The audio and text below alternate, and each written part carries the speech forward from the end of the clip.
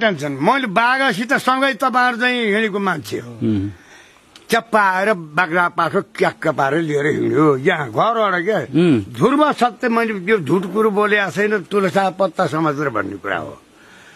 ए क्यारेको भने त्यहाँ यस्तो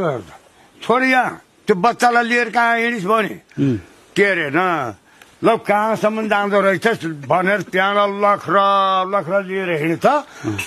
छोड्छस् कि तँलाई यहाँ ढुङ्गाले वर्षम भन्छु के अरे घरिघरि त गाली पनि गरे के बाबु छोडेन तपाईँको यहाँ 400 मिटर जति हिँडेर गइयो त्यो थलो रिपा 15 माथि होइन रिपा डाँडामा पल्ला डाँडामा